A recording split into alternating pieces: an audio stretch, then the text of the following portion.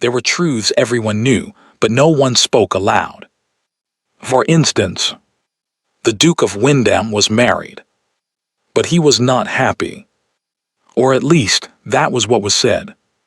Lord James Windham, 34 years old, the eighth heir to the Duchy of Windham, 4 castles in the north of England, boundless land in the south, and in the heart of London, a residence that stood like the very embodiment of elegance itself.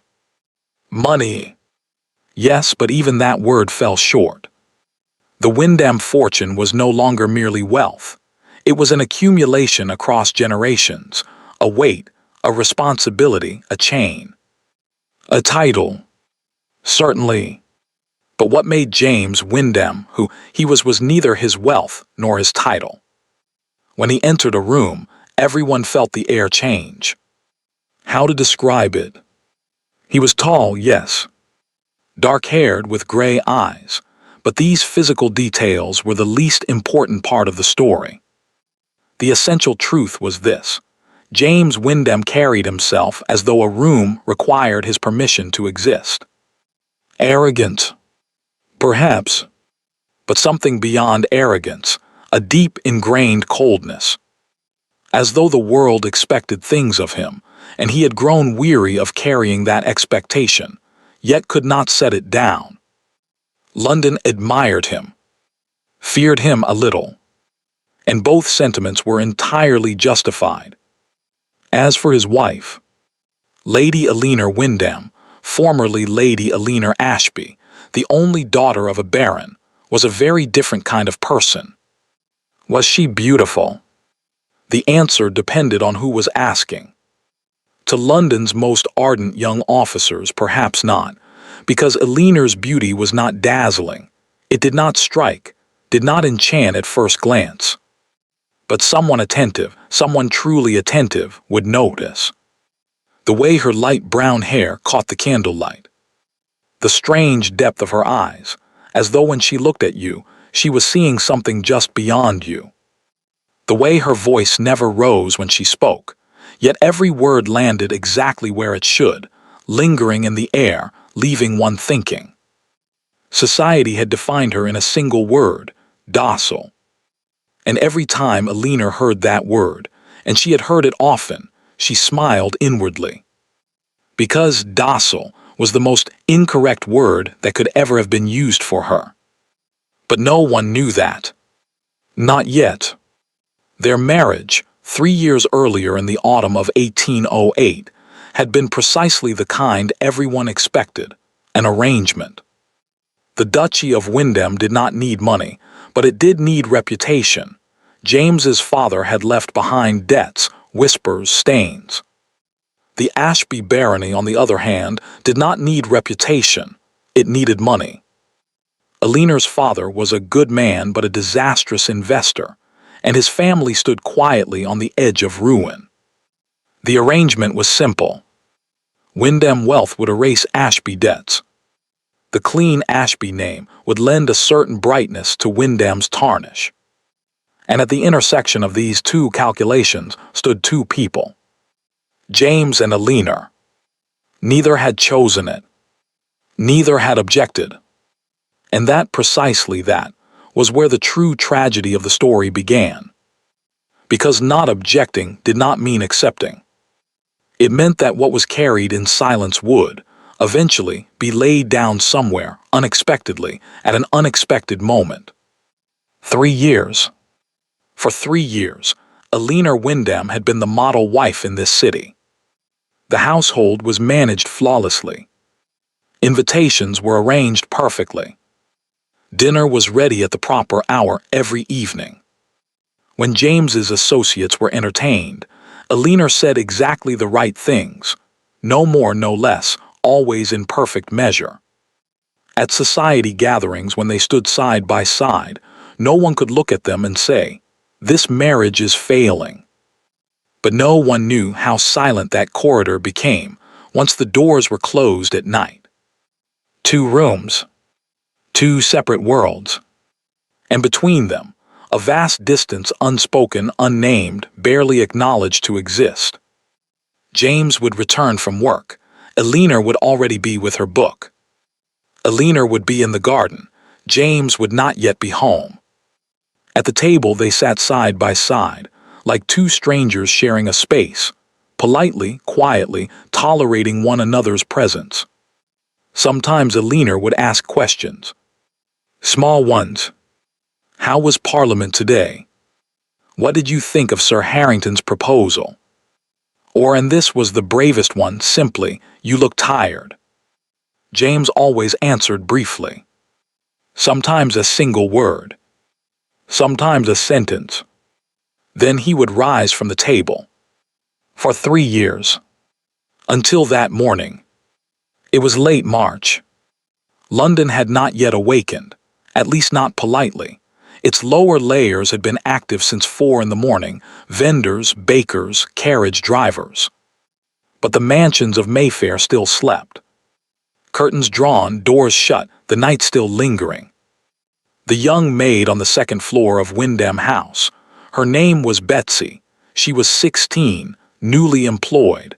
Had only one thing in mind as she stepped into the upper corridor that morning, lighting the fireplaces. As she did every morning. As she always did, without incident. But that morning, something went wrong. The door was ajar. The Duke's room. The largest room upstairs, always closed. Ajar. Betsy did not stop to think. She was 16, and curiosity always defeated caution. She pushed the door, just a little, no more than the width of a finger. And what she saw would return to her mind every morning for the rest of her life. 2 silhouettes. One was the Duke of Wyndham. The other was not Lady Elena. Betsy closed the door. Walked down the stairs. Entered the kitchen. And there by the stove, she stood with trembling hands. What should she do? Should she tell? To whom? How? But in London, one thing was known. Even when servants did not speak, news traveled. Mansions did not leak, but people did. A glance, a whisper, a deliberate silence. Sometimes these said more than the longest conversations. The news spread before morning tea. By luncheon, it had reached 5 drawing rooms. By afternoon tea, the ladies walking in Hyde Park already knew. By evening, it was no longer even a whisper. It was open, comfortable, curious conversation. Because within the aristocracy, scandal could sound sweeter than music. Wyndham. Again. Do we know who it is this time? What will his wife do? Remain silent again. What else can the poor woman do? But Lady Elena did nothing that day. At 8 in the morning, she came down to breakfast, at her usual hour. She lifted her silver spoon with quiet precision. Drank her tea. Spread butter on her toast. Looked out at the garden, the pale late March sunlight touching the walls of the house with that uncertain early spring glow. Then she rose, put on her hat, drew on her gloves, and stepped outside. She watered her roses. She did not say a single word. And it was this silence, this immense, deliberate, calculated silence, that unsettled London far more than the Duke of Wyndham ever could. Because everyone expected a scene. Tears. Anger. When pain was expressed outwardly, it could be understood, categorized, pitied, or scorned, but in either case known. Elena offered nothing. Not her pain, not her anger, not even what she thought. And London feared what it could not understand. That evening the house was quiet. James returned late. Later than usual. Perhaps he was avoiding something. Perhaps he was thinking. Perhaps both. As he stepped through the door, the familiar darkness of the house greeted him. The same candles, the same furniture, the same scent of lavender, beeswax, and paper. Everything was the same. Except one thing. That night the table had not been set. For the first time in 3 years, James stood for a long moment at the doorway of the dining room. He looked at the empty table, and for the first time in his life, he understood how heavy an absence, real, tangible, almost physical, could be. He went upstairs. As he passed Alina's door, candlelight seeped from beneath it. She was there, awake, but James did not move toward the door. He raised his hand for a moment, just a moment, and then lowered it. He went to his own room. And that night the Duke of Windham, one of the most powerful men in England, a royal advisor, heir to 8 generations, felt, for the first time, truly imprisoned, though he did not yet fully understand it. Understanding, after all, is sometimes the slowest thing to arrive. James Windham did not sleep that night. This was not unusual for him. On parliamentary days, before important decisions, during the final months of his father's illness, sleeplessness had long been an acquaintance. But on those nights, his mind worked. It calculated, planned, arranged words in precise order. Even sleeplessness had been productive. This night was different. His mind did not work. It turned. The same images, the same sounds, the same moment, again and again, without end, without exhaustion. Lying on his back in the dark, eyes fixed on the pale ceiling, James Windham found himself inside a feeling he did not recognize. Shame. Raw, unrefined, impossible to hide. And yet the strange part, the part that made him almost laugh bitterly when he realized it, was that the shame did not come from Sophia Ashford. Not from that woman, not from that morning, not from the scandal. It came from Alina's face. Or rather, from the absence of anything in it. The expression he had seen at the table, in the garden, in that brief moment in the corridor. Because there had been no anger in Alina's face. No fragility. No tears. Nothing. And it was precisely that nothingness that began to hollow him from within. You must understand this. James Windham had spent his life accustomed to women's reactions. That sounds worse than it is, but in truth, it was less arrogance than habit. His mother shouted when she was angry. His sister wept when she was hurt. His fiancée, his former fiancée, Sophia, would leave the room, slam the door, refuse to speak for days. Even the most composed ladies he knew at court allowed something to slip, a glance, a shift in tone, a posture. People functioned that way. Emotion gathered inside and then found a way out. Alina did not leak. For 3 years she had not, and James had seen it, but he had never thought about it. Because he had not wanted to. Because Alina's silence made things easier for him. It eased his conscience, freed him from questioning. If Alina was not upset, then everything was fine. If Alina did not complain, then the arrangement was working. But that night in the still, lifeless quiet, staring at the ceiling, James understood something. Alina's silence had never meant that everything was fine. It meant she had stopped trying to tell him something, long ago. It was 2, perhaps 3 in the morning when James rose. Lying in bed had become unbearable. He stood, crossed to the window. London stretched below him, the street lamps glowing through a yellow haze, the distant sound of a carriage passing, nothing else. The city slept. Or at least pretended to, something London had always been adept at blurring. He stood there for a long time. How could he describe what he felt? Was it regret? The word felt insufficient. Regret belonged to things one had done, but what pressed on him now was as much what he had not done.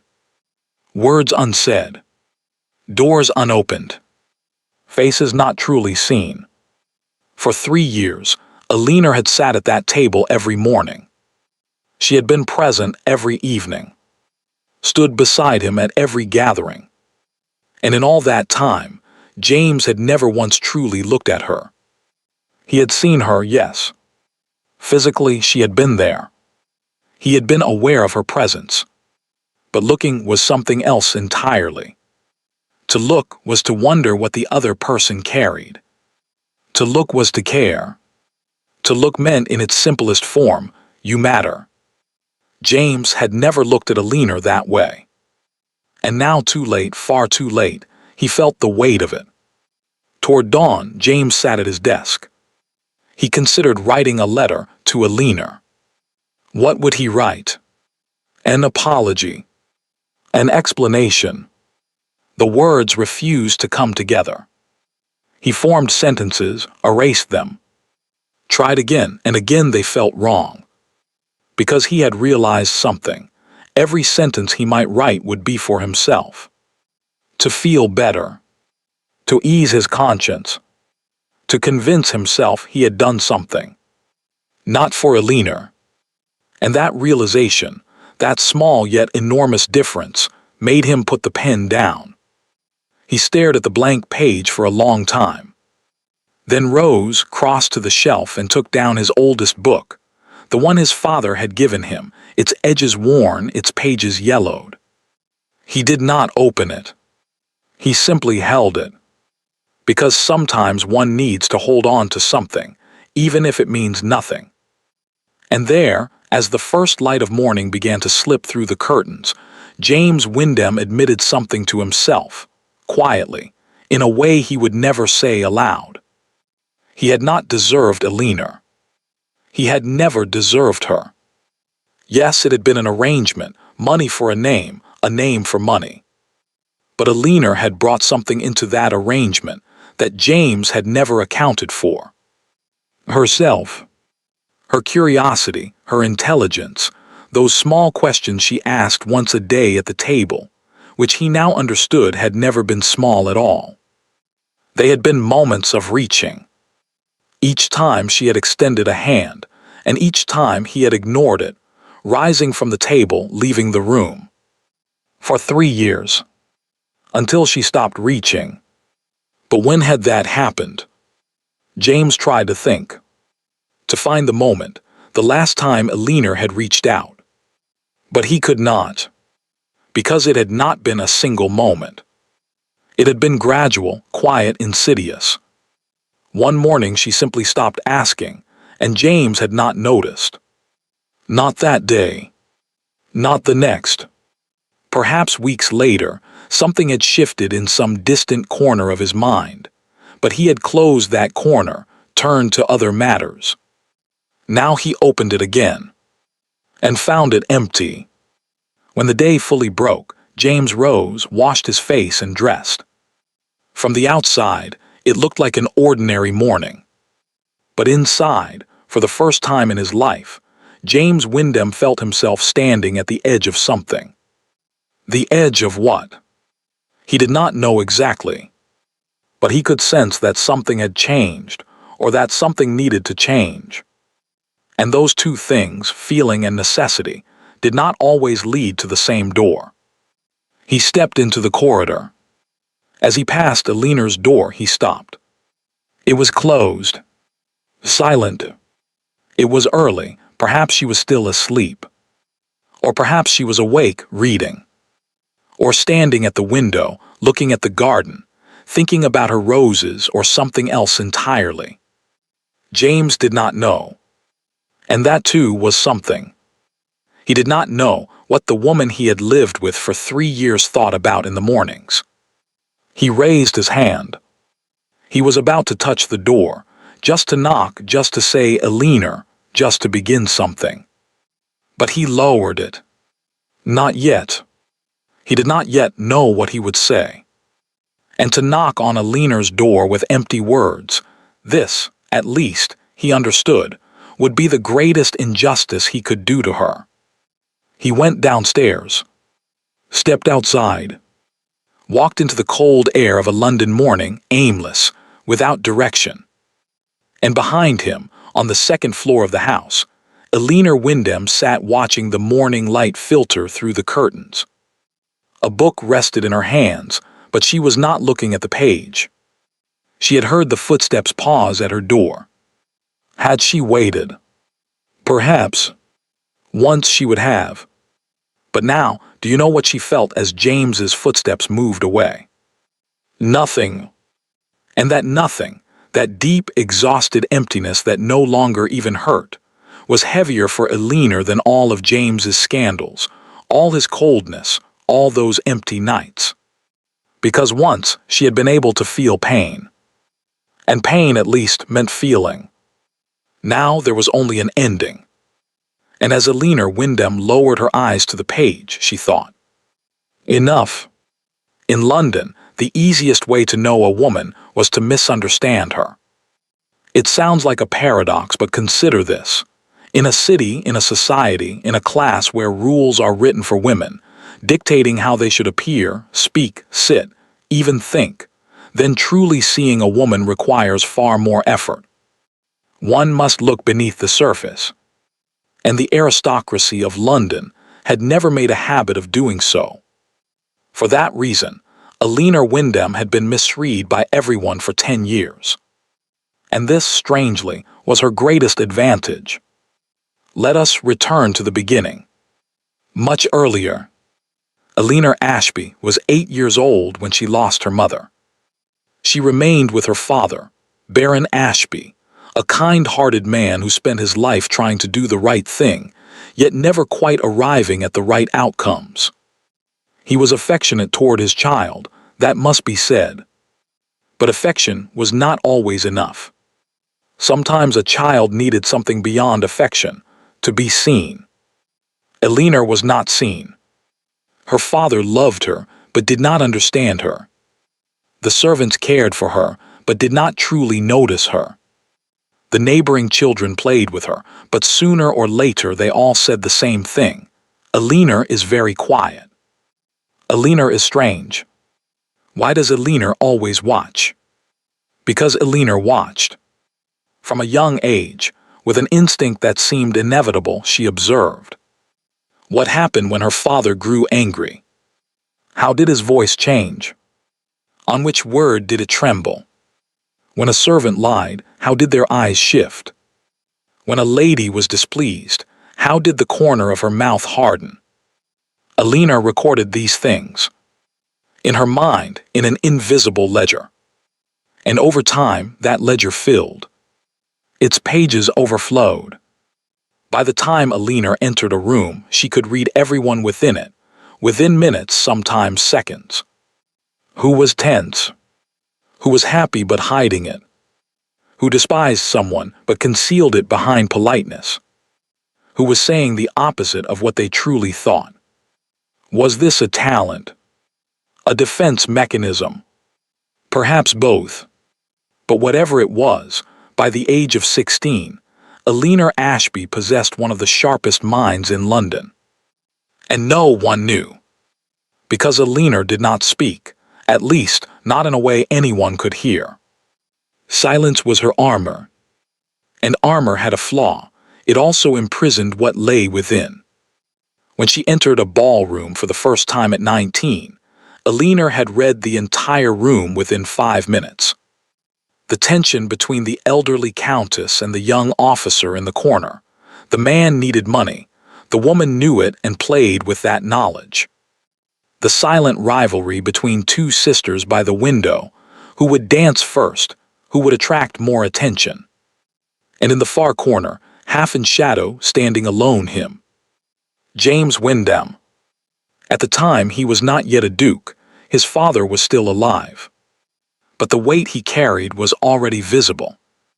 In his shoulders, his eyes, the way he stood. Eleanor looked at him and saw one thing. A tired man. Powerful, yes. Controlled, yes. But deeply to the bone tired. As though he had been carrying a burden for years and had never learned, or had never been allowed, to set it down. That night, as Eleanor watched him, she thought, this man has imprisoned himself. And soon after, she herself was placed into a fitting cell beside him, through the marriage arrangement. Quietly, gently, without tears. The first months of the marriage, became a period of observation for Alina. A new house, new rules, new people, servants, associates, neighbors, the endless machinery of London society. Alina watched them all, read them all, recorded them in her invisible ledger. And most of all, she watched James. In the first month, she learned that James rose early, ate quickly, withdrew to his study, and seemed to wait for a reason to leave it, as though the world beyond that room were something to be endured. In the second month, she learned that he was most at ease when alone. If you entered a room quietly enough, you could see it, the way his shoulders dropped, the way his breathing slowed. As though the gaze of others exhausted him, diminished him. By the third month, Alina learned something else. The most important thing. Everyone believed James preferred solitude. Perhaps he believed it himself. But after watching him long enough, Alina saw the truth. James did not want to be alone. He simply knew how to be. And those were very different things. At the end of that third month, Alina made a decision. A small one. One no one would notice, one that would seem meaningless from the outside. She began asking questions at the table. Small questions. Non-threatening, unburdening, not demanding answers. How was Parliament today? Not pressure. What did you think of Sir Harrington's proposal? Genuine curiosity, because Alina followed politics, read thought. You look tired, not criticism, merely observation. Another way of saying, I see you. Each time, James answered briefly. Rose from the table. Left. But Alina did not give up. Not immediately. Because she had learned, through years of observation, that people did not open their doors all at once. Especially those who had kept them closed for a long time. They required time, consistency, and patience, true patience without expectation, without demand for return. Alina was patient. For 6 months, 9 months, a year. And then, sometime in the middle of the second year, she could not recall exactly when, she woke one morning and realized something. She no longer wanted to ask. Not exactly a loss of curiosity, the interest remained. But each time she asked those questions, she felt something inside her twist. Like an old wound. A little more each time. And Alina Ashby, the woman who had spent 10 years observing herself as closely as she observed others, understood. Continuing was no longer courage. It was harm. That was the day she began to fall silent. Truly silent. At the table, she no longer asked. At gatherings, she stood beside him but expected nothing. At night, she withdrew to her room, not in despair but in clarity. London saw this and said, Alina Wyndham is a docile woman. They were wrong. Alina was not docile. Nor was she entirely broken. Alina had done something else. She had drawn her boundaries. Quietly, without asking permission, without needing approval. And within those boundaries, there existed an Alina no one had ever seen. That Alina read books, not only novels but history, philosophy, economics. Volumes brought from her father's library, others ordered from the finest booksellers in London. The library at Wyndham House had already been rich, yet Alina had made it richer still, slowly, quietly, without anyone noticing. That Alina wrote letters, to an old teacher, to a childhood friend, to a distant cousin. Long, honest letters, at times sharp. Letters written in a voice no one in London would have recognized. That Alina, sitting alone in the garden, among her roses, even in the chill of March, held long conversations with herself. She asked herself questions. What is this marriage? Where is this life going? Who am I within the walls of this house? And more importantly, am I the person I wish to be? The answers were not always clear. But she had not stopped asking the questions. Because Alina knew this. People who stop asking questions eventually become strangers even to themselves. And she refused to let that happen. Whatever occurred beyond the walls of the house, whatever James did, whatever London might say, at the very least, she wanted to remain honest with herself. It sounds simple, does it not? To remain honest with oneself. But in London, in the year 1811, as the wife of a duke, it was one of the most difficult things in the world. That morning, the morning the maid had pushed the door open, had seen the two silhouettes, the morning the news had spread across 5 drawing rooms, Alina sat at the breakfast table, and not one single thought passed through her mind. There were many thoughts, and all of them felt strangely calm. First, she was not surprised. That in itself surprised her, her lack of surprise. But looking back, the signs had always been there. The nights James returned late. The mornings he arrived at dawn. The way that woman, Sophia Ashford, looked at him during gatherings. Alina had seen it all, recorded it, and set it aside because she had not wished to look at it. Now she was looking. Second, she felt no anger. This too was strange.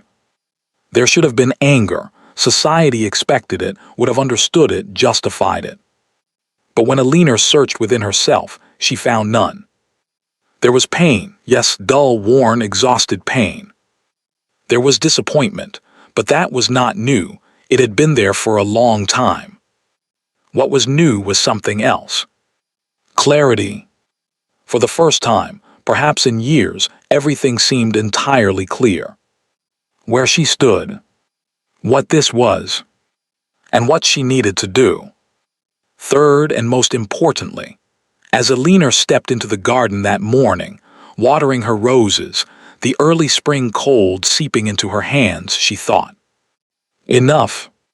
But that sentence did not mean what most people would assume. It was not an explosion, not a rebellion, not the prelude to tears, shouting, or slammed doors. It was something far quieter and far more dangerous. Sometimes it is the sound of a decision. A real decision. One that comes from within, irreversible, made without asking anyone, without needing permission. Alina continued watering her roses. With steady hands, a steady face. And somewhere inside her, in a place no one could see, Alina Wyndham was closing a door. Quietly, decisively, never to open it again. This was the woman London called docile. And that day in that garden among those roses, without knowing it, without seeing it, James Wyndham was committing one of the greatest mistakes of his life. The woman he had misread was no longer allowing herself to be read. London produced gossip.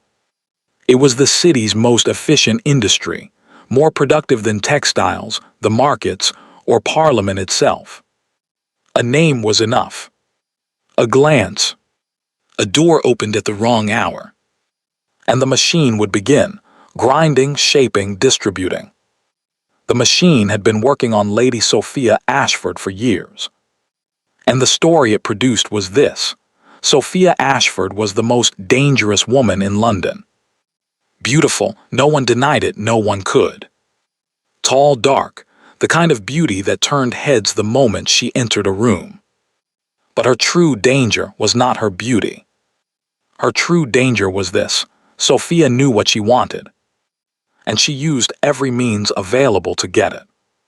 How true was that story? Partly. Only partly. And the most dangerous stories are precisely those that are partly true, because they contain enough reality not to be questioned, yet enough absence to destroy a person. Sophia Ashford's real story was far more complex. And that morning, behind that half-open door on the upper floor of Wyndham House, what had happened was nothing like what London believed. One must go back 5 years. to 1806. That year, Sophia Ashford had been engaged to James Wyndham. Not formally, an understanding between families agreed upon but not yet announced.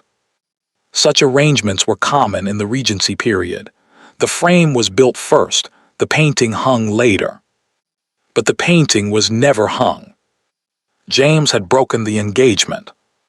Quietly, gently, offering a suitable explanation to the families. The official reason, incompatibility; the unofficial reason, nothing was said. And Sophia had accepted it because she had no choice. In society, when a man broke an engagement, the woman did not protest. She simply continued. Sophia had continued. But something had remained within her. Not quite anger. Not quite hurt. Something deeper. A sense of injustice. And over the years, that feeling had grown silently. 2 years after the broken engagement, Sophia learned something. By chance, unexpectedly. A letter. A letter written by James. But not for himself. For someone else, or rather to protect someone. At the time, there had been a man close to James. Thomas Ellery, a former friend from Cambridge, intelligent and brilliant, but dangerously reckless. Thomas had become entangled in something. Dark matters, debts, gambling, and worse, dealings with the wrong people. By the time James learned of it, Thomas was trapped. Completely. Irreversibly. And if the truth had come to light, Thomas would have been destroyed. Not only him, but his family. His younger sister. His aging mother. James had written that letter, direct, candid, dangerously honest, to one of those men. Not in Thomas's name, not in his own. But its contents were such that, in the wrong hands, it would not destroy James Wyndham. It would annihilate Thomas Ellery and his entire family. It was a sacrifice. One of the least visible aspects of James's character. When necessary, he could risk everything for someone else, quietly. But silence always had a cost. How had the letter reached Sophia? Even she could not answer that with certainty. In London, some things simply circulated, passed from hand to hand over years. A servant, then another, then a bookseller's shelf, then the possession of someone curious. When Sophia saw the letter, her first feeling was surprise. Then she read it, carefully, slowly, understanding every line. And she realized something. What she held was not merely a letter. It was a key. What door would it open? She considered that question for a long time. A very long time. And then she decided. Sophia Ashford was not wealthy. London either did not know this, or chose to ignore it because her bearing, her dress, her presence suggested otherwise. But the truth was simple. The Ashford family had been quietly declining for years. Her father had made poor investments, like Eleanor's father, but far worse. And after the broken engagement, Sophia had not secured another marriage. Once labeled dangerous, doors in good society closed. Sophia was alone. Truly alone. Her money was diminishing. Her options narrowing. And in her possession, one letter. Had she intended blackmail? She avoided asking herself that question for a long time. Because the answer was both yes and no. Yes, because she saw no other path. No, because Sophia Ashford, whatever else she was, could not bring herself to define herself with that word. But words did not always alter reality. When she went to James, she did not go directly. First, she sent a message, carefully phrased, restrained, stating only that there was a matter requiring discussion. James understood. He was far too perceptive not to. They met. Neutral ground. A neutral hour. Sophia showed him the letter. James's expression did not change. She admired that, though perhaps he could not have changed it even if he wished.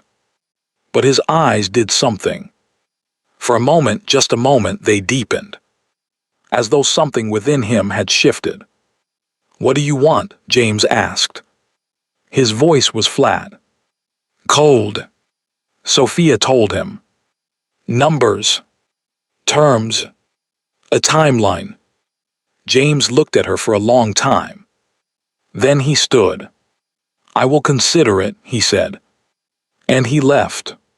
He had not thought it through. Or rather, he had thought about it, but had refused to accept it. James Wyndham did not yield to blackmail. It was a matter of character, of pride, and perhaps also of calculation. Once you yielded, it would never end. But he had to retrieve the letter. That was not a choice. Thomas Ellery was still alive, married now, with children, living a respectable life outside London. If that letter came to light, Thomas's life would be destroyed. His family would be destroyed. And this was a burden James could not carry. He had to see Sophia again. He had devised a plan. A simple one: exchange the letter for something else. Not money, because once you began paying, it would never stop. Something else, something Sophia truly needed. To find that, he would have to understand her. And James had realized something. He had never understood Sophia. Not even when they had been engaged. That morning, the one the maid had witnessed, the one the gossip had carried in every direction, James Wyndham had been in his room with Sophia Ashford. But not in the way London imagined. Sophia sat in a chair. James stood by the window. There were 3 steps between them, and those 3 steps felt far greater. They were speaking, not in whispers, not in closeness, not in the way London would have pictured. It was a cold, tense, calculated conversation. "You will not give me the letter," James said. It was not a question. "No," Sophia replied evenly. "Then what do you truly want?" Sophia looked at him for a moment. And then, unexpectedly, in a way that surprised even James, something in her eyes broke. A small thing, almost imperceptible. But James saw it. "I want to leave London," she said. Her voice trembled for the first time, then steadied. "A house. Small. Outside the city. And enough money, not more, just enough. If you provide that, I will burn the letter." James remained silent. "That is all," Sophia added. And there was something in her voice James had not expected: fatigue. A weariness similar to a leaner S, yet different, sharper, more openly wounded. "In this city," she continued, "every morning I wake knowing what I am. The dangerous woman. The one whose engagement was broken. The one who crosses boundaries.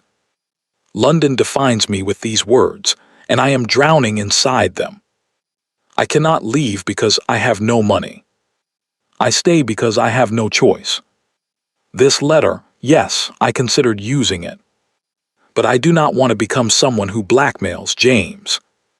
It was the first time she had used his name. "I only want to leave."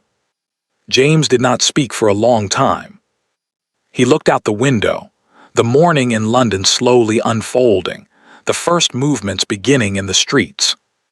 And a thought formed in his mind. He had misread her.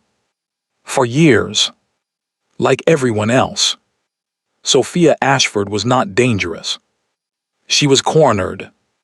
And people who are cornered sometimes throw the only stone they have, because they have nothing else left.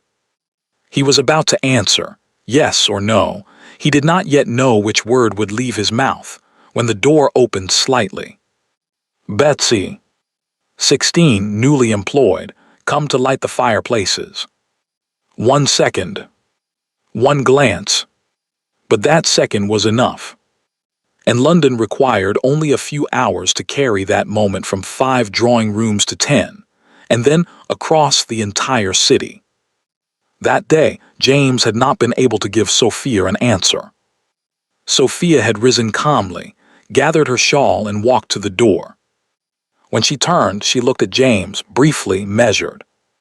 "I will not burn the letter," she said. "Not yet. But I do not wish to harm anyone. I will give you 3 days, James. 3 days to think." And she left. James remained alone in the room. Morning light filtered slowly through the window, dust motes suspended in the air, the city waking below. And at that moment, precisely that moment, the heaviest question for James Wyndham was not, "How will I retrieve the letter?" The heaviest question was this: had Alina heard? And if she had, and she had, the city already knew, what did she think? He wanted to know. Perhaps for the first time. Truly for the first time. What did Alina think? But downstairs in the garden among the roses, Alina Wyndham had already thought, and already decided. And that decision was moving in a direction James could not have imagined.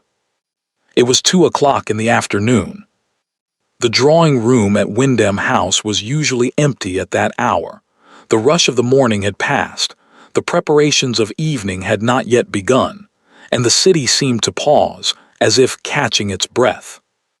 The curtains were half drawn, the pale March sunlight stretching long rectangles across the carpet, and from outside came, now and then, the distant sound of a carriage. Alina sat by the window. A book rested in her hands, as always.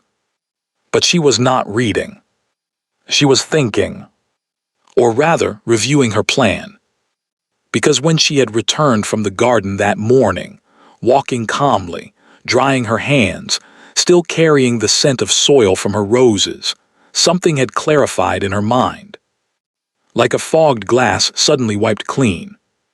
She knew what she would do. The question was how. And for that she needed one thing: to speak with Sophia Ashford. Most people would have been surprised by such a decision, perhaps even amused. The Duke's wife will go to her rival. But for Alina, it was not surprising. It was logical. Because Alina knew this. To understand any story, one must understand every person within it, not only from one's own perspective, but from all of theirs. This was the instinct she had cultivated for years, the fundamental rule of her invisible ledger. She did not yet know who Sophia Ashford truly was. She knew only the version London told. And no one understood better than Alina how incomplete London's stories were, because London had misread her for years as well. She had sent a message earlier that day. Short, direct, without hiding behind polite conventions. "Lady Ashford, if you are available this afternoon, I would receive you for tea. Alina Wyndham." The reply came within an hour. Equally brief. 2 o'clock. Essay. When Sophia entered, Alina was waiting. She had risen, this mattered. A hostess could receive a guest while seated. It would be a subtle assertion of power. Alina stood. She wanted equal ground. Neither superiority nor submission, only two people, level with one another. Sophia noticed. She paused for a moment at the door, perhaps searching for the scene she had expected. An angry face. A tense voice. Perhaps a slap, perhaps tears, perhaps a cold politeness masking resentment. She found none of it. Only Alina. Calm. Upright. Eyes open. "Lady Ashford," Alina said. "Please." Tea was brought. The servant left. The door closed. The two women faced one another. Sophia did not speak first. She was waiting for the accusation, the attack, everything London expected of such a moment. She held her cup, did not drink. Alina lifted hers, took a sip, set it down, and then without preamble, in a steady voice she asked, "How much do you know about the letter?" Sophia blinked. Enough. Do you know Thomas Ellery? No. But when you read the letter, you understood what it concerned. Sophia paused. Yes. Alina inclined her head slightly, measuring, considering. Then you also understand this, she said. If that letter is exposed, it will not destroy James Wyndham. It will destroy someone else. Someone innocent. Sophia's fingers tightened slightly around the handle of her cup. Did you invite me here to explain that? No, Alina replied. You already knew it. I came to tell you something else. Sophia was waiting. Alina rose slowly without haste. She walked to the window, looked outside, the garden, the gray sky, the uncertain air of March. And she spoke. Her back turned, but her voice clear. For a long time in this city, I have been observing something, she said. What women do when they are cornered. Some yield. Some fight, but with the weapons London approves of, according to rules London has set. And some throw the only stone they have. She turned, looked at Sophia. You are about to throw your stone. I understand. You are cornered. It seems as though you have no other path, and that letter appears to be your only way out. Sophia's jaw tightened. What would you do in my place? Something different, Alina said. That is why I asked you here. Silence. Sophia set her cup down. Her eyes narrowed, assessing the woman, the room, this strange conversation. This was not what she had expected. Not at all. Why? She asked at last. Her tone was flat, but beneath it lay a real question. Why would you want to help me? I am James's. I know what you are, Alina said. She did not interrupt, she completed the thought. And it is not important to me. What matters is this, you hold a letter. If you use it, an innocent family will be destroyed. If you do not, you remain trapped. You are caught between these two outcomes. And you are offering a third. There was a thin edge of irony in Sophia's voice, but also genuine curiosity. Yes, Alina said. She sat opposite of her. Close. Direct. Her eyes steady. But first, tell me this. What do you truly want? Not from James. Not from this city. For yourself, what do you truly want? This was not the question Sophia had expected. No one had ever asked her that. Not in years. Everyone had told her what to do, what not to do, what she was. But no one had sat across from her and asked, What do you want? And for that reason, unexpectedly, unwillingly, in a way she would never have permitted even to herself, Sophia Ashford's eyes filled with tears. She did not hide them. She could not. There was a long silence. Sophia looked at the window, then at the table, then at her hands. And finally, in a low voice, almost as if speaking to herself, she said, I want to leave. This city. This name. This story. Sophia Ashford, the Sophia Ashford London knows. The dangerous woman. The broken engagement. The one watched in every room. She paused. I simply want to go somewhere no one knows me. A small house. Perhaps a garden. My books. Enough money, not more, just enough. And silence. Real silence, free of gossip, free of the past. She lifted her eyes. Looked at Alina. Is that foolish? Alina shook her head. No, she said. It is not. Then Alina spoke. At length. Openly. Holding nothing back, something unusual for her. Alina valued silence, measured her words. But that afternoon in that room, before that woman, she did not measure them. I have a network, she said. One London does not see. I built it over 3 years, here, in this house, in this city, by remaining invisible. No one notices whom I speak to, because docile Elinor speaks to no one, does she? But I do. Lawyers, notaries, sometimes the most unexpected people. Sophia listened, almost holding her breath. Through that network, Elinor continued, I can take you out of London. There is a small property in Kent, available, modest, unremarkable. I will provide part of the money myself, without James's knowledge, in my own name. This is not charity. It is an agreement. What agreement? Sophia asked. Her voice no longer trembled. It had sharpened. You burned the letter, Elinor said. Here, in this room. Now. And I will secure the deed to that property and enough money for you. Within a month you leave London. And you do not return. Sophia looked at her for a long time. Does James know of this? No. Why not?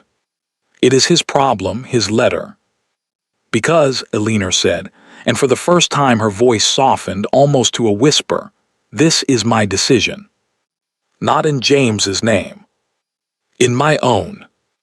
Because I will not allow one woman to destroy another in this city, no matter the cause. Not because of James. Not because of that letter. Not for anything. She paused. And because, she continued even more quietly, I understand you, Lady Ashford. I understand the corner. I understand that feeling. And I understand why you believe the only way out is to throw the stone in your hand. But it is not. Sophia did not speak for a long time.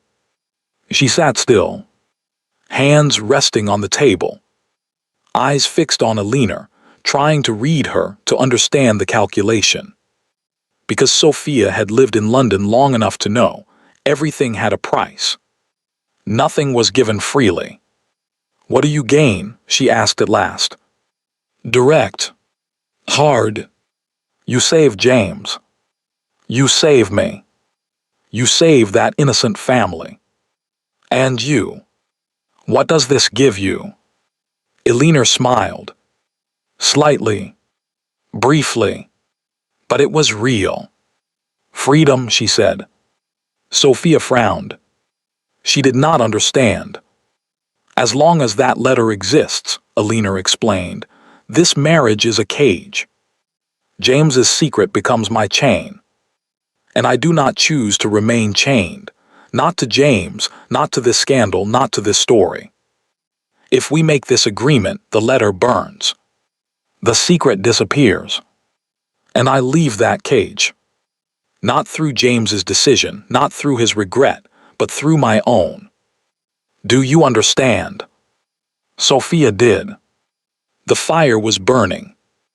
A small, steady flame, lit against the chill of March, quietly alive in the corner.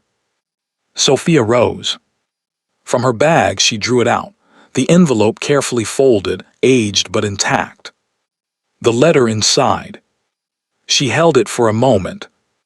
Elinor watched. She did not speak. Did not press. She simply waited, patient, calm as always. And Sophia Ashford, the dangerous woman of London, cornered, misread, misjudged, walked to the fireplace. She held the envelope to the flame. The fire caught at the edge first, then spread slowly, steadily. The paper curled, darkened, shrank. And the letter James Wyndham had written 5 years earlier, risking everything for a friend, turned from pale to amber, from amber to black. To ash. Sophia withdrew her hand. Turned back. The two women looked at one another. And in that look, no words were needed, no explanation required. Something passed between them. What does it mean to be understood? Truly, completely, beyond all the false labels and borrowed stories. It was that look. Before she left, Sophia paused at the door. Turned back. Why Alina? She asked. This time not Lady Wyndham, just her name. Why truly? Not for me, you did not know me. Not for James, you say. For that innocent family. Alina considered. She wanted to be honest, because this moment required honesty. Because, she said, someone somewhere has to do the right thing. She paused. And if we wait for London, that someone will never appear. Sophia left. The door closed. Alina remained alone in the room. The fire still burned, quieter now, lower, the ashes of the letter already indistinguishable among the others. She sat for a long time. Then she rose, went to her desk, sat down, took a sheet of paper. She wrote a name, Solicitor Hargrove. Beneath it a note, I wish to see you tomorrow morning. A personal matter. Urgent. She signed it, not Alina Wyndham. Alina Ashby. Her maiden name. The name she had carried before the marriage. A small thing. Perhaps no one would notice. Perhaps it meant nothing. But to Alina, it meant everything. Because Alina Wyndham was the product of an arrangement. A part of a contract. A shadow beneath a title. Alina Ashby. Alina Ashby was something else. She was herself. That night when James returned to the house, later than ever, as though he had walked for hours through the darkness of London, the table was once again not set. But this time it was different. Because there was something on the table. A small thing. An envelope. On it a single word. James. He opened it. Inside 2 lines. The letter is burned. You owe nothing to anyone. But this is not for me. It is an opportunity for you to be honest with yourself. Whether you use it or not is your choice.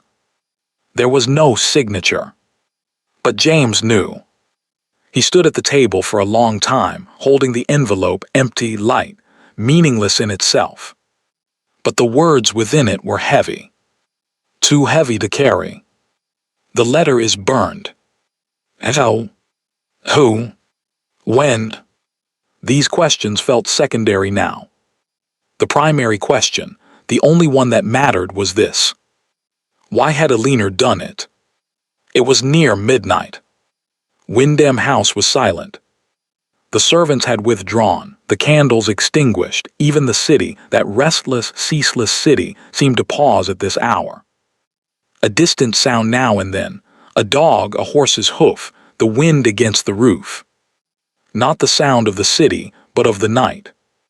Something entirely different. James was still at the table. He had set the envelope aside, then returned to it, gone upstairs, come back down, read it again. 2 lines. Only 2 lines. Yet they turned in his mind for hours, like a wheel, relentless. The letter is burned. An opportunity to be honest with yourself. He read that phrase again and again. And each time, he felt something he could not fully name. Shame. Partly. Gratitude. Perhaps, but that word felt wrong because gratitude implied hierarchy. One gives, the other receives, and this was not that. It was something more equal. Something heavier. Perhaps the closest word was this. To be seen. For the first time in his life, James Wyndham felt that someone had truly seen him. Entirely. Through all his failures, all his omissions, all those years of quiet neglect, someone had seen him. And what that person offered him was not kindness, but something simpler, more exacting. Be honest with yourself. That was Alina. That was her voice. And James realized, late, far too late, that he had never known that voice. 3 years in the same house, at the same table in the same corridors, and he had never heard it. Because he had never wanted to. Now he did. He rose. He climbed the stairs, slowly, heavily, each step feeling as though it carried more weight than the last. First floor. Second floor. The corridor. His room to the left, a leaner S to the right. He stopped. The door was closed. No light seeped beneath it. Either she had extinguished the candle or she was asleep. At this hour, sleep would be natural, expected. He raised his hand. Hesitated. How many times had he done this? Stood in this corridor before this door, lifted his hand and then lowered it. How many times had he turned away, telling himself, not yet, I do not know what to say. But tonight was different. Tonight he held something. The 2 lines, the small envelope, that voice Alina had used for him. And he understood. If he turned away tonight, he would turn away tomorrow. And the day after. Until there was nowhere left to return to. He knocked. 3 times. Lightly but with resolve. Silence. Then a sound from within. Footsteps. And the door opened. Alina stood in the doorway. She had not been asleep. A light shawl lay over her nightdress, her hair, usually so carefully arranged, fell loose over her shoulders. A book in her hand, her finger marking the page. She had been reading. She looked at him. She was not surprised. That too was something. As though somewhere within her, she had anticipated this moment. Or if not anticipated, she had been prepared. Alina was always prepared. James was not. He understood that now, standing at this door beneath her calm gaze. He did not know what to say, how to begin. All the thoughts he had carried, all the sentences he had rehearsed, scattered. He simply looked at her. And Alina, without expectation, without demand, opened the door wider. "Come in," she said. The room was not small, but that night it felt so. Perhaps it was the light, a single candle, illuminating only the space between them, leaving the rest in shadow. Perhaps it was the awareness itself. James realized with a quiet shock that he had never been here before. 3 years. And he had never known what lay beyond this door. He looked around. Briefly. Instinctively. Books. Many books on shelves stacked on the table, left open on a chair. A dried branch of flowers by the window, perhaps from the garden. A small painting on the wall, a stormy sea. Papers, ink, a writing desk. Alina's world. 3 years under the same roof, and he had known none of it. Alina watched him. Her book now resting on the table, her posture open, not defensive, simply open. Waiting. James turned back to her. "I received the envelope," he said. His voice was steady. He was not. "I know," Alina replied. "You spoke with Sophia." "Yes." He took a step forward. Stopped. How he could not finish. "I sent a message," she said. "She came. We spoke." "What did you speak about?" Alina inclined her head slightly, that familiar gesture, thoughtful, measured. "The things 2 women can speak about," she said. "James, Sophia Ashford is not dangerous. She is simply cornered." James's jaw tightened. "What did she tell you?" "Did she?" "She did nothing to me," Alina said. Her voice remained calm, not sharp but firm, carrying something new within it. "And she did not need to. Because I offered her a choice." "What choice?" "A way out." James waited. Alina explained briefly, clearly, without excess.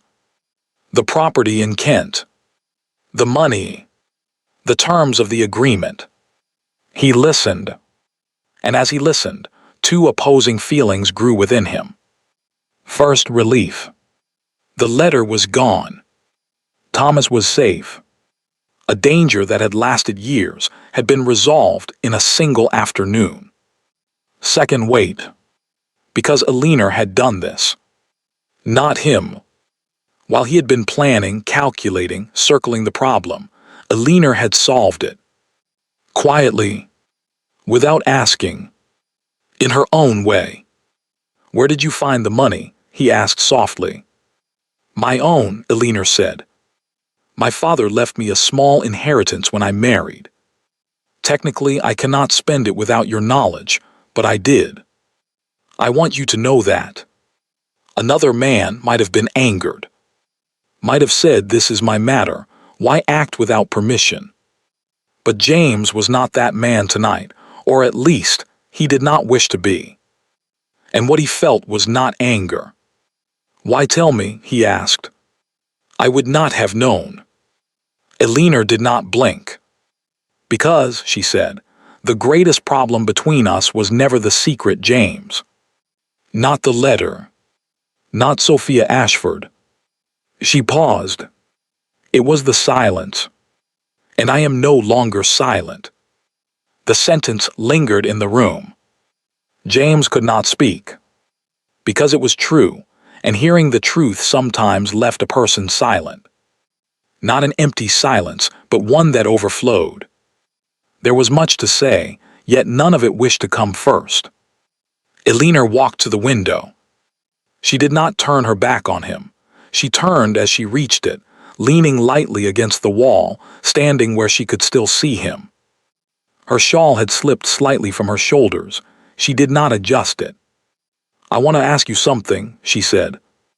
I want an honest answer. You will not grow angry, you will not defend yourself, you will not explain, you will simply answer. Can you do that? James exhaled. Ask. Alina looked at him. Directly, calmly, with that familiar depth. What does this marriage mean to you? James had not expected that question. Or rather, he had not expected it in this form. He had anticipated questions about the scandal, about Sophia, about that morning, about plans, the future, perhaps even separation. But this question, simple, immense, unavoidable, had never occurred to him. What does this marriage mean to you? He wanted to answer immediately, reflexively, with careful, measured words. But Alina had said, no defense. And that constraint strangely freed him. Because without defense, without explanation, what remained? The truth. James drew a slow breath. At the beginning, he said quietly, it was an arrangement. You knew it, I knew it, everyone knew it. I did not choose you, that is true. I decided without knowing you, that is also true. He paused, then continued. But then something happened. Without my noticing. Without my intending it. Alina waited. She did not speak. She was listening, truly listening, and James could feel it. That kind of listening was rare. When you began asking questions at the table, he said. Those small questions. About Parliament. About whether I was tired. Those questions. He let the sentence hang. What about them? Alina asked, her voice even. They unsettled me, James said. And hearing it aloud, he recognized how wrong it sounded. But understand it correctly. Discomfort sometimes comes from what one is not accustomed to. I was not accustomed to being truly wondered about. To someone sitting across from me not merely to exist, but to see. And you withdrew, Alina said. No judgment. Only observation. And I withdrew, James answered. Silence. A long silence. But this time it was different. Not heavy with unspoken things, not layered and suffocating. It was lighter. As though two people had set down a weight they had carried for too long. The weight remained, visible, present, but it had been released. And sometimes, Even that was enough to breathe. Elena adjusted her shawl. Slowly. Then she looked at him, and this look was different. Less composed. Less measured. There was something beneath it.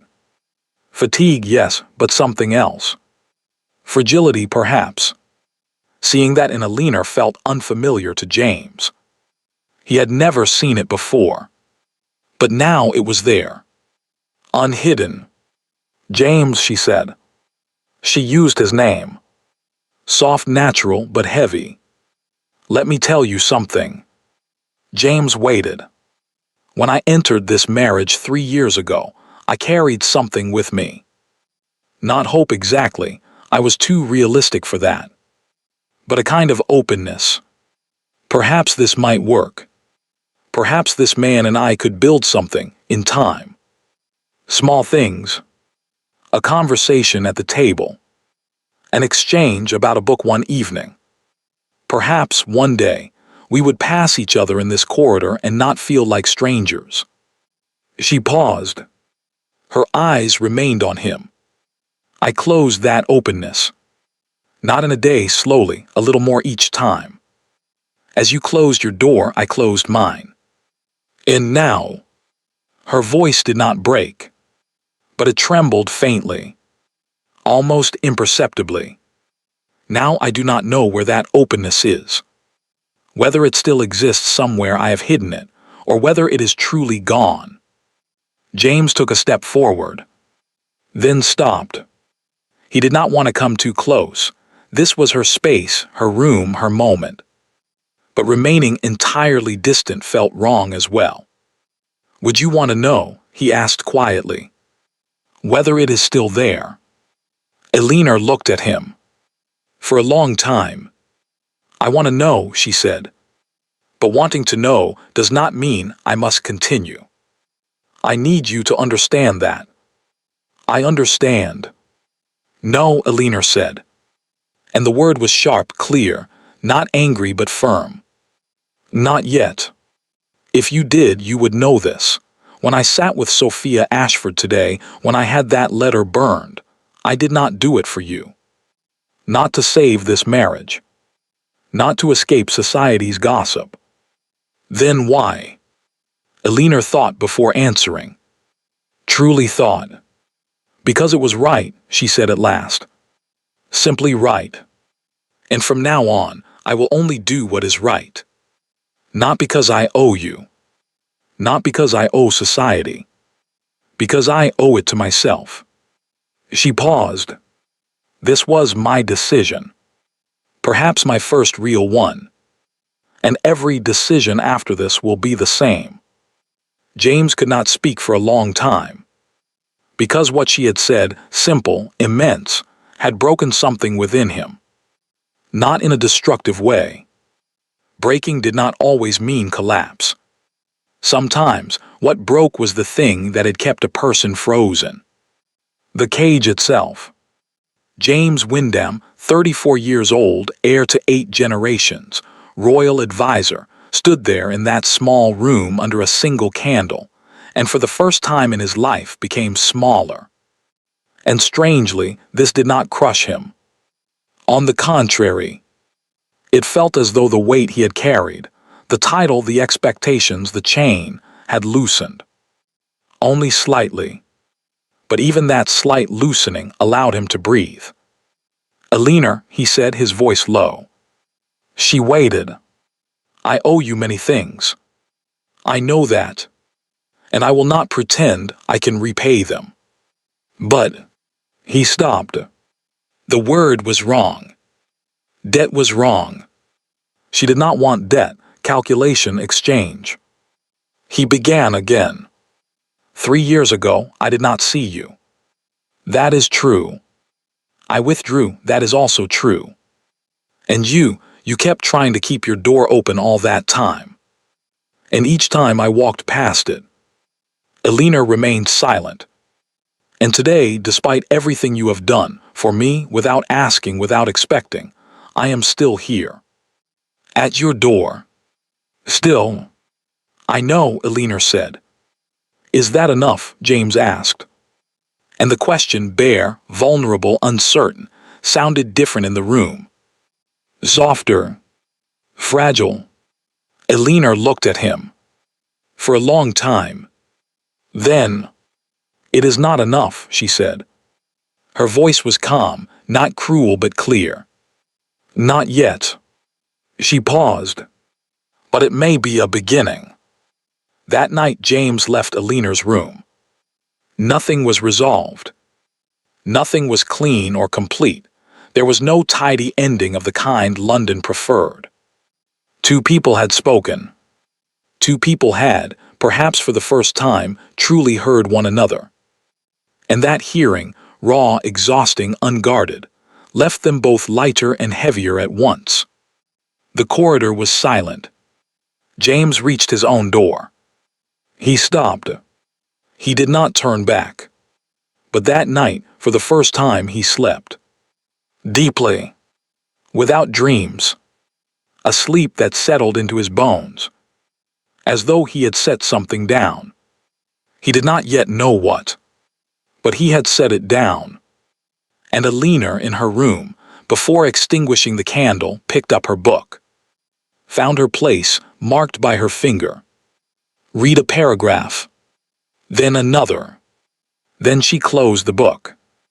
Closed her eyes. And for the first time, in a very, very long time, she slept without wondering what tomorrow would bring. London spoke of everything. It was the city's oldest habit, to seize events, chew them over, digest them, cast them aside, and move on to the next. London's memory was not long, on the contrary, it was painfully short. Today's scandal grew stale by tomorrow. This week's shock faded beneath next week's gossip. The city functioned like that. A machine that constantly renewed itself, constantly consumed, never truly paused. The Wyndham scandal passed in the same way. It was intensely discussed for a week. Less so the second. By the end of the third, another name had taken its place. A countess, a diplomat, a midnight escape. London had found new bones to chew. The Wyndhams had been pushed aside. But inside Wyndham House, behind those stone walls, away from London's gaze, something continued to change. Slowly, silently, unnoticed. The first change was small. So small that even the servants did not understand it at first. One morning, about 10 days after the scandal, James came down to breakfast earlier than usual. This was unusual. He normally arrived late, the tea already cold, the toast stale, and he would eat without noticing. But that morning he came early. And Eleanor was still at the table. Two people met at the same table. This was not new. It had happened every day for 3 years. But this time James sat. Truly sat, without haste, without searching for a reason to leave, without preparing his escape. He sat and asked for tea. Eleanor looked at him. Briefly. James looked at her. A little longer. "The weather seems fair today," he said. His voice faltered slightly, the hesitation of speaking something unfamiliar. Eleanor glanced toward the window. "Yes," she said. "But it will likely cloud over in the afternoon." "How can you tell?" "The smell of the morning air," Eleanor replied. "It feels damp. That usually means rain later." James did not know this. He had lived in London for years. He knew its weather, but not as Eleanor did. Not by scent. "Did you teach yourself that?" he asked. "The garden did," Eleanor said. There was a brief silence at the table, but it was different from the silences before. It was not heavy. It carried no burden. It was simply a moment between two people. Then James drank his tea. Eleanor ate her toast. And neither of them rose. They remained until breakfast ended. That was all. But in Wyndham House, that morning, it was everything. The second change was larger. A week later, after dinner, as James moved toward his study, he stopped. as he always did at the door, but this time he did not enter. He turned back, crossed the corridor, went to Eleanor's sitting room, the smaller room filled with books. Eleanor was there, reading. James knocked, though the door was open. A polite, unnecessary but correct gesture. Eleanor looked up. "May I?" he asked. She regarded him for a moment. "No," she said, meaning no objection. She kept her place in the book, not wishing to lose it, but her attention was on him. James entered, sat opposite of her. For a time neither spoke. But the silence was not strange. It breathed, as though even silence could carry warmth. Then James spoke. "What are you reading?" Eleanor showed him the cover. He looked philosophy. Serious, demanding, not the sort most men expected a lady to read. "Is it not heavy?" he asked, not as criticism but with genuine curiosity. "It is," Eleanor said. "But the best books are. You carry them, set them down, return to them. Each time you see something different." James considered this. "I cannot read that way," he said. "I want to finish, to reach the end." "I know," Eleanor replied. And then very slightly she smiled. "It suits you." James smiled as well. Small, unfamiliar, but real. That night he remained in that room for 2 hours. They spoke not only of the book but of other things. Parliament, a matter of land, a memory from James's childhood, which surprised even him that it had surfaced. Eleanor listened, truly listened. And as James spoke, he realized he could not remember the last time someone had listened to him like that. The third change, the most important, came when no one expected it. Late March. One evening the house was full. James's associates, 2 families, a routine dinner gathering. Eleanor was in her usual role, hostess. Perfect, quiet, precise. Midway through the meal, a discussion arose at the far end of the table. 2 men, one a member of Parliament, the other a landowner, debated economics. Their voices did not rise, but tension was clear. Eleanor was listening. And at a certain moment, unexpectedly, even to herself, she spoke. "Excuse me," she said. Her voice was calm, but the table heard. "I do not agree with Sir Pemberton." The table stilled. Women did not enter such discussions, not by rule, not in writing, but in practice. Everyone knew it. And Eleanor Wyndham had never challenged it. Until that evening. She continued on economics, on land taxes, clear, informed, unapologetic. 2 sentences. 3. 5. The table listened. Then Sir Pemberton, an older man, proud, rarely admitting fault, laughed. Genuinely. Unexpectedly. "Lady Wyndham is correct," he said. "I must concede it." The tension dissolved. Conversation resumed. And James, across the table, unseen, looked at Eleanor. She felt it. Turned. Their eyes met. James said nothing. He did not need to. But in his gaze, in those gray eyes, always controlled, always distant, there was something Eleanor had never seen before. She struggled to name it. Then she recognized it. Admiration. April came. London awakened with spring. Trees turned green, parks filled. The season resumed its pace. Balls, invitations, gatherings. The city moved, as it always did. And the Wyndham couple were different. No one could quite say how. There was no visible change, no grand gesture, no dramatic moment, nothing that would draw attention. Yet it was felt. Something subtle, instinctive in the air when they entered a room. Before they had stood side by side, yet apart. Now they stood side by side and faced the same direction. A small difference. But sometimes, small differences are the only ones that matter. Sophia Ashford left London at the beginning of May. Quietly, without announcement, unusual for her, but perhaps that was what change meant, doing what was not expected.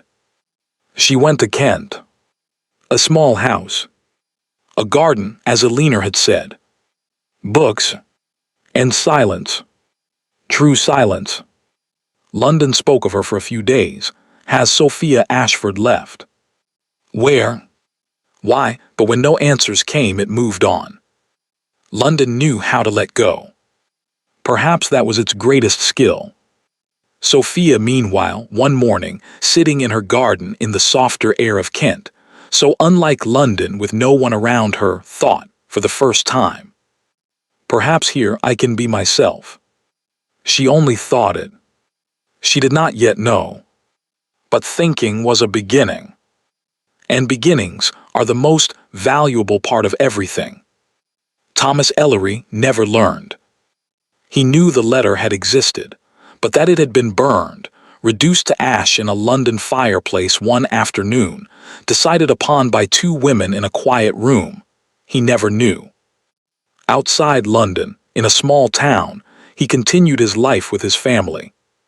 Sometimes, rarely, at random moments, he thought of James Wyndham, his old friend from Cambridge, a man who had withdrawn from his life without explanation. And when he thought of James, he felt a strange sense of gratitude. He did not know why, but he felt it. Sometimes gratitude existed without knowledge. That too was a kind of gift. June. The roses in the garden of Wyndham House were in full bloom. The roses Alina had tended for 3 years, watered, pruned in the cold of early mornings. Pink and red, and in one corner a single white bloom, separate from the others. That morning, Alina was in the garden, as she was every morning. But this time, James was there too. He had come out through the back door, a cup of tea in his hand, without his coat, informal, seen in a way the public never saw him. The early sun touched the garden, the stones still cool, the air carrying the sharp, fresh scent of roses.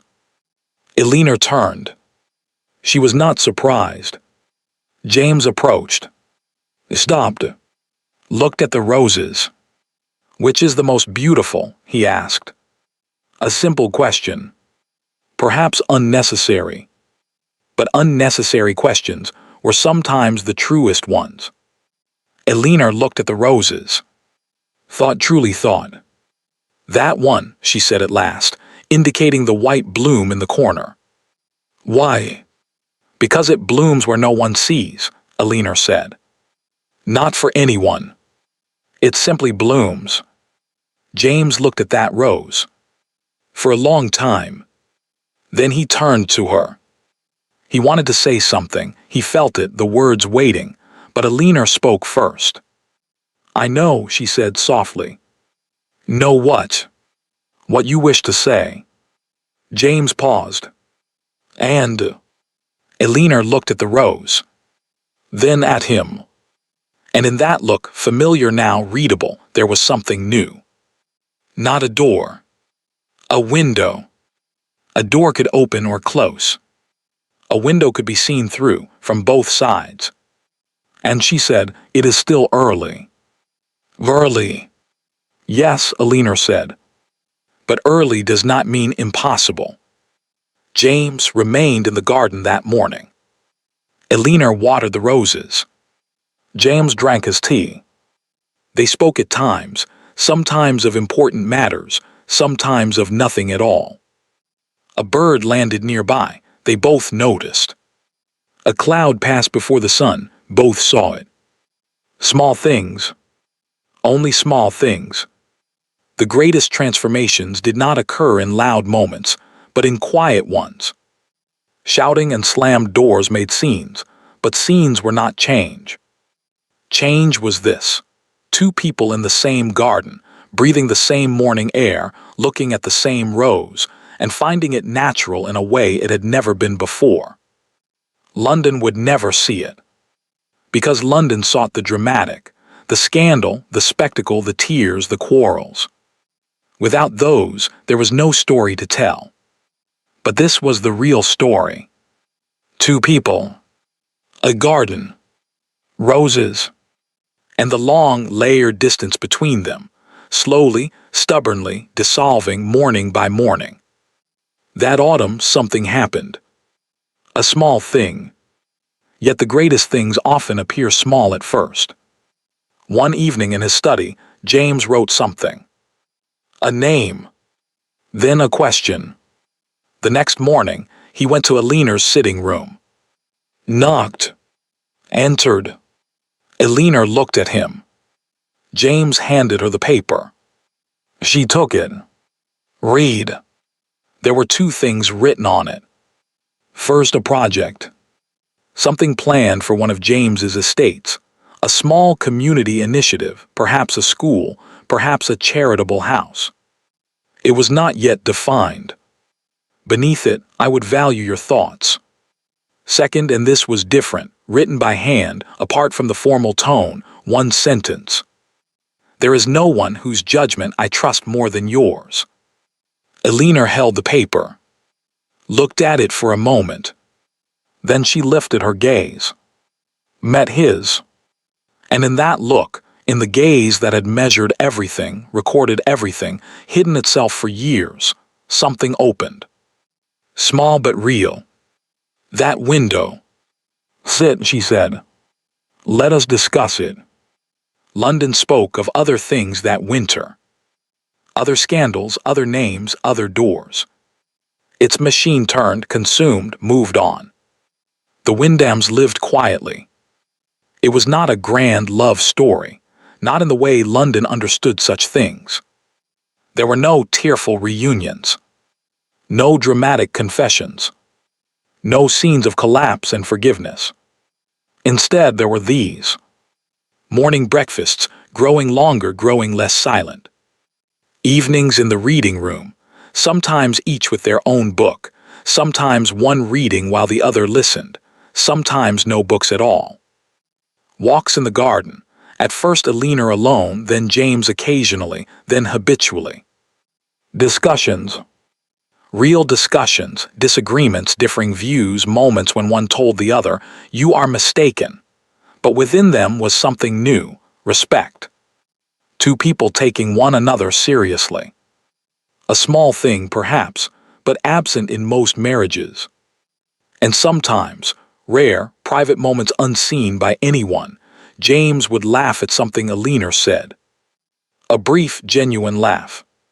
And Eleanor would watch it, the laugh she had never seen before, and feel something settle within her. Trust, perhaps. Hope, perhaps. Or something quieter, steadier than both. Recognition. And Eleanor. Eleanor Wyndham changed that year. But not in the way London would expect. Not brighter, not more dramatic, not visibly happier. The change came from within. She continued to speak, at the table in gatherings when necessary. She used silence not as a weapon, but as a choice. When she chose not to speak, she did not. When she chose to speak, she did. And that difference, small, immense, altered the texture of her life. She continued visiting her solicitor, Hargrove, punctual and reliable. Acting in her own name, for her own decisions. James knew now. And one day he said, "If there is any arrangement made in your name, tell me as well. Let us decide together." Eleanor looked at him. Together? Yes. A brief silence. That is a new word, she said. I know, James replied. I am learning. And that was it. The essence of everything, the pages, the scenes, the silences, the words, came down to a single word. Learning. People can change, but only under one condition, when they are seen. Truly seen. in their faults, their fears, the heavy armor they have carried for years. James had been seen by Eleanor, but that was not merely Eleanor's gift, it was her courage. Because seeing was easy. Remaining after seeing, that required courage. And Eleanor Wyndham had been many things in her life. But most of all, most deeply, most truly, she was brave. When winter came, the garden of Wyndham House slept. The roses were cut back, the earth frozen, the white rose dormant like the others. But its roots remained, hidden beneath the soil, unseen, yet present. And when spring returned, as it always did, even if late, it would bloom again. Not for anyone. Simply because it could. London spoke of many things that year. But within Wyndham House, within that garden, those breakfasts, those quiet rooms, there lived a story that would never be told. Because the truest stories are never told. They are lived. Quietly, patiently, a little more each day. And precisely that, is what endures. Thank you for staying with us until the very end of this story. If you are still here, we would truly love to know where you are watching from. Reading your comments is one of the most meaningful parts of this journey for us. And if you would like to hear more stories like this, told with the same care and depth, consider subscribing to the channel.